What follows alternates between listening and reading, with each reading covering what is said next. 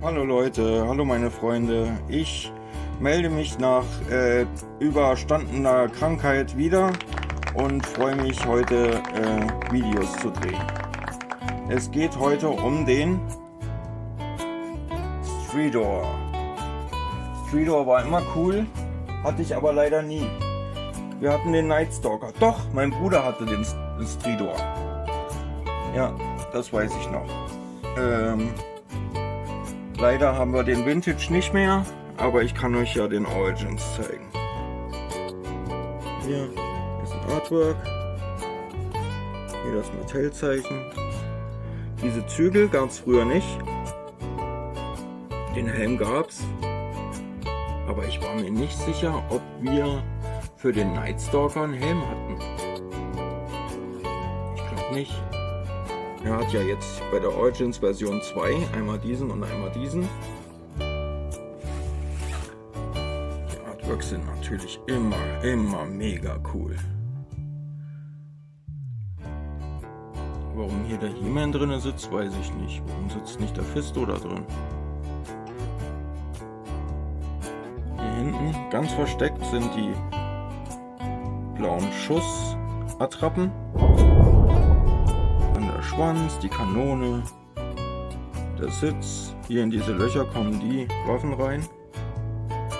Dann der Helm, den er aufhat, und diesen Helm. Ja, und dann diesen Stand.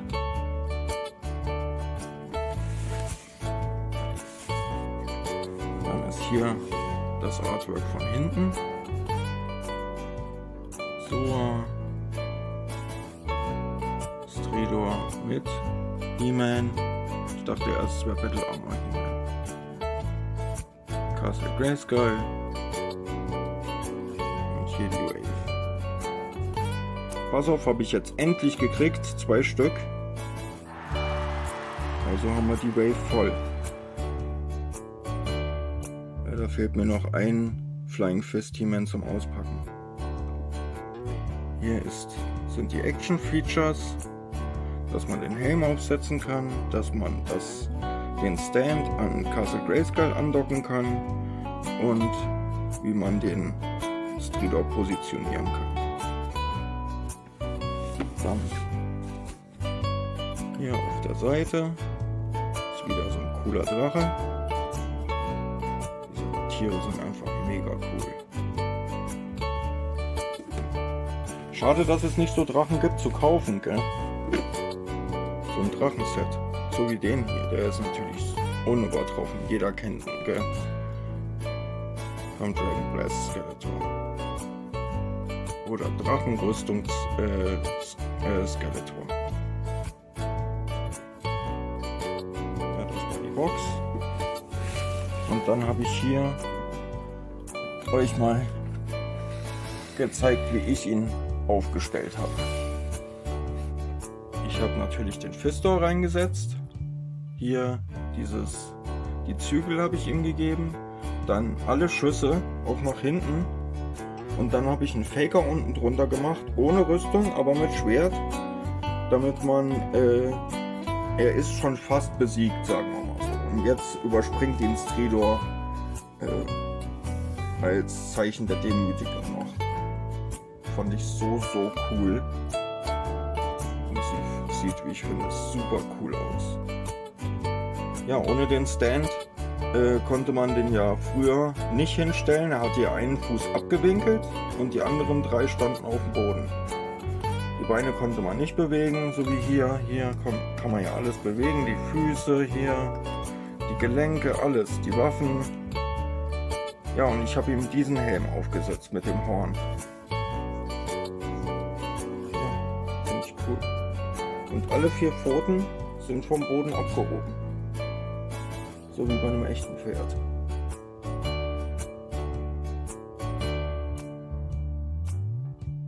Ich kann ja nochmal von der anderen Seite zeigen. Da ist noch ein kleines Gatter versteckt.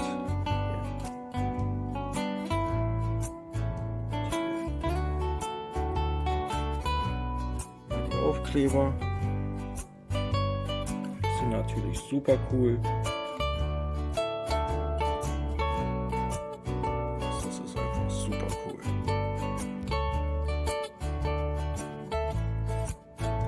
weiß gar nicht, wie das damals entstanden ist, dass Fisto eigentlich der Führer von Stridor ist. Ich glaube, das war eine Mini-Comic. Du kannst ja mal in die Kommentare schreiben, wenn ich da richtig liege.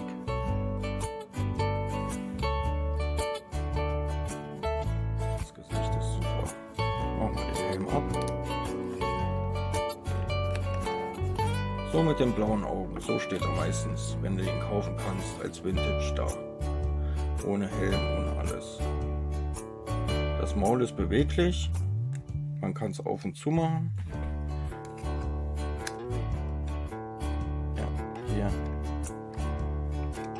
Und dann kann man ihm die Trense ins Maul machen.